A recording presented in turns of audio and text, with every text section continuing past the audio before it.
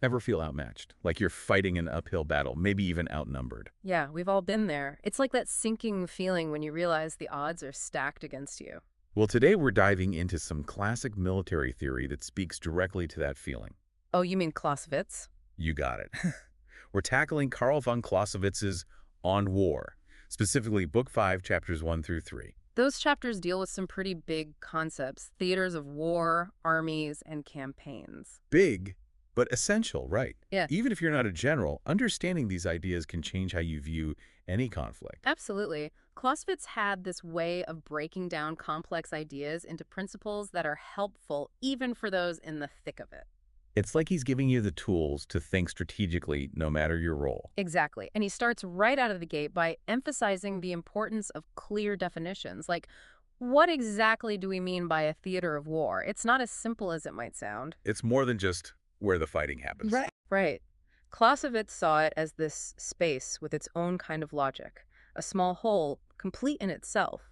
So not just any battlefield, Yeah. but one with its own unique characteristics and challenges that impact how a conflict unfolds. Exactly. Like, an advance in one area might not mean much if you're bogged down somewhere else in the theater. And he was writing in the 19th century, so think about those limitations. The geographical constraints alone. Yeah. No instant communication or air power to quickly shift the balance. Precisely. Commanders had to really grasp that interconnectedness or lack thereof within a theater, but it makes you wonder, how does this idea of a self-contained theater hold up in modern warfare? Yeah, with instant communication and long-range weapons, those lines are definitely more blurred now than they were in Clausewitz's time. Absolutely. Today's battlefields are interconnected in ways he couldn't have imagined, but his core concept that distinct areas of operation exist within a larger conflict, that still holds weight. It's like a network now, right? Yeah, with different nodes and connections, each one impacting the others. And each node has its own challenges and opportunities, even if it isn't totally isolated. Exactly. Okay, so we've got theater of war down. Next, Clausewitz tackles armies. Which you might think is pretty self-explanatory, right? Just a group of soldiers. What's more to it? Well, Clausewitz emphasizes it's about more than just the number of soldiers. It's about the unified command structure within a theater. So having a bunch of separate units doesn't necessarily make an army. They need to be working together under a shared command. Exactly. He uses the example of Blucher and Wellington in 1815, two separate armies operating in the same theater. Each with their own objectives, even though they were ultimately fighting on the same side. Precisely. And that makes me think about the complexities of modern military operations. You've got different branches, the Army, Navy, Air Force, often working together. And let's not forget about multinational coalitions, which adds a whole other layer. You're absolutely right. That need for clear communication, coordination, and a shared understanding of the overall objective is as relevant today, if not more so, than in Clausewitz's time. Definitely not a one-man show anymore. All right, so we've covered theaters of war and armies. Yep. What's next on our Clausewitzian checklist?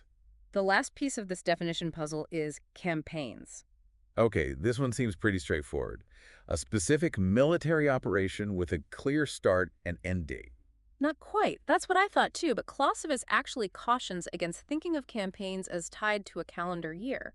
Really? I would thought that was the defining factor. So how does he define them then? He says they're better defined by their strategic goals and the natural breaks in the fighting. So it's not over just because the calendar year changes. Makes sense. A new year doesn't magically mean a fresh start in warfare. Exactly. It's about achieving specific objectives. It's about understanding the rhythm of the conflict, not just arbitrary timelines.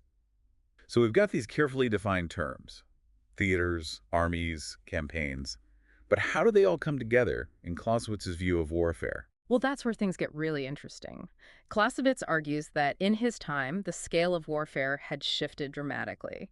He noticed that with technology and training becoming more standardized, simply having a larger army often led to victory, more so than in previous eras. So it was becoming less about brilliant maneuvers and more about brute force. In a way, yeah. He uses the example of the Battle of Borodino in 1812. Oh yeah, one of the Napoleonic War's bloodiest battles. Exactly. Despite both sides being relatively evenly matched in technology, the sheer scale of the engagement tipped the scales. So it became a war of attrition, just pure brutal force. Exactly. He called it a mere trial of strength. And that's a critical insight, even for modern military thinking. While technology has obviously advanced since then, the question of force size, resource allocation, how those factors influence the nature of conflict, still relevant. So even today, understanding that interplay between technological advancement and the sheer scale of forces involved is crucial for strategists. Absolutely. But Clausewitz didn't just stop at observing this shift towards larger armies. He also delved into what it means for leaders, particularly those facing a numerically superior enemy. Which, let's be honest, is a situation many military leaders have found themselves in throughout history. So what does he propose? Just surrender? Accept defeat? Not at all. This is where his strategic genius shines. Clausewitz emphasizes that even when outnumbered, you can still achieve meaningful objectives. It's about adjusting your goals to match your resources. So if you can't win a decisive victory, what are your options? It could be delaying the enemy's advance, disrupting their supply lines, securing a strategic retreat, or even just inflicting heavy casualties to demoralize them. Basically making the enemy pay for every inch of ground, even if you can't ultimately hold on to it. You've got it. And that's where what Clausewitz calls the moral factors come into play. Moral factors, what exactly does he mean by that? He's talking about those intangible elements that can tip the scales.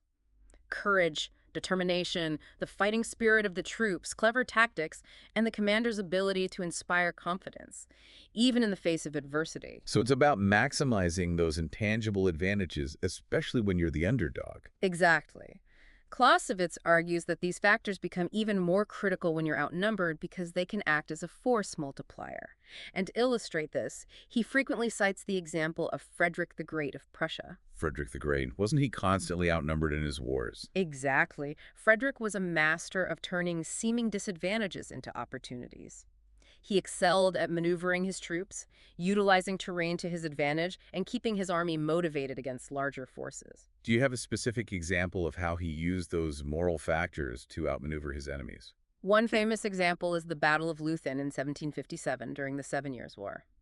Frederick was facing an Austrian army twice the size of his own. Instead of a direct confrontation, he used a feigned retreat to lure the Austrians into a vulnerable position. So he used deception to even the odds. Precisely. He masked his army's movements, leading the Austrians to believe he was withdrawing. This convinced them to break their formation, pursuing what they thought was a fleeing enemy. But Frederick was actually setting a trap. Exactly. He swung his army around in a concealed flank march, catching the Austrians completely off guard. The Prussian troops, inspired by their king's tactical genius and their own courage, unleashed a devastating attack, crushing the larger Austrian army. That's an incredible example of how, even when facing a numerically superior enemy, cunning, strategic brilliance, and the willingness to take calculated risks can change the game. And that's a core tenet of Clausewitz's philosophy. But he also acknowledges that sometimes, even the most brilliant commander faces insurmountable odds. So what happens then? What do you do when you're facing a situation where victory seems impossible? Do you just lay down your arms? That's where Clausewitz gets really nuanced and, honestly, quite profound. He argues that even in those dire situations, there's a way to fight that preserves the army's honor and maybe even lays the groundwork for future success. That's a powerful idea. Even when facing potential defeat, there's a way to fight that maintains morale and keeps hope alive. But what does that kind of fight look like, especially when you're outmatched? Well, Clausewitz stresses the importance of inflicting maximum casualties on the enemy, even during a retreat. It's about making every victory a Pyrrhic one for the opponent, forcing them to bleed for every inch of ground. So it's about grit, determination, making it clear that you won't be an easy victory. But there's more to it than just fighting tooth and nail, right? Right. He also emphasizes the need to maintain discipline and cohesion within your ranks, even during a retreat. Which is tough. For sure. But that's where the moral factors we discussed earlier come back into play. A commander who can maintain order and purpose, even in retreat, preserves something essential for future fights. That makes sense. A fighting force in disarray, even if they've inflicted casualties, is still a defeated one. Precisely. It's about denying the enemy a true sense of triumph, buying time, and preserving the core of your strength for future opportunities. Remember, Clausewitz had seen firsthand how empires rise and fall. He knew that even seemingly devastating defeats don't necessarily spell the end. He understood that warfare, especially on a grand scale, is more like a marathon than a sprint. There can be setbacks, retreats, even losses. But the strategic goal, the long game, remains. It's about outmaneuvering and outlasting your opponent, even when the odds are stacked against you. Exactly. And that's why I think his work continues to resonate with military minds even today. It's timeless in a way. It really is. His insights, they go beyond specific tactics or technologies. He taps into something fundamental about the nature of conflict, the importance of willpower, adaptability, and a deep understanding of the strategic environment. We started by asking, what happens when you feel outmatched? And Clausewitz offers a range of responses. It's about choosing your battles, maximizing your advantages, and even in the face of setbacks, fighting with tenacity and intelligence to preserve your forces and deny the enemy a complete victory. He reminds us that sometimes a strategic retreat is more valuable than a futile last stand. It's about living to fight another day under more favorable circumstances. So, as we wrap up this deep dive into Clausewitz, what's the one big takeaway you hope our listeners walk away with? What's that nugget of wisdom that they can carry with them, regardless of their specific role or rank? I think it's this: never give up the initiative. Even when facing overwhelming odds, even when the situation seems dire, there's always a way to act, to shape the battlefield, to influence the enemy. Bold action, coupled with cunning and a deep understanding of your objective, is always preferable to passive surrender. It's about owning your agency, even in chaos, and never letting the enemy dictate the terms of engagement. That's a powerful message, and I think it speaks to the enduring relevance of Clausewitz's work. He challenges us to think beyond the immediate battle, to see the larger strategic picture, and to never, ever underestimate the power of human will and ingenuity.